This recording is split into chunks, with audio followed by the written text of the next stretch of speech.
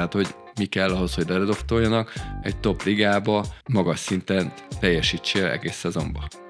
Meg előtte. Tehát, hogy ez kell. Tehát, hogy egy olyan jelen pillanatban kimagasló teljesítmény kell, ami tehát abban amikor még gólt is lőttem, és mondom, abba a playoffba, nem tudom, tehát megnyertem a góllövő listát, a Henrik Lundqvist ellen, a Johan Lundqvist ellen, Louis Eriksson ellen, tehát ilyen játékosok ellen játszottuk a döntőt. Alexander Steen volt a Frölundában még, tehát hogy ilyen játékosok ellen én elsősoros voltam a Malmöbe. Tehát, és az egész szezonom jól sikerült, Frans Nielsen volt a sortársam, aki utána ugye 900, nem tudom hány meccset játszott a NHL-be.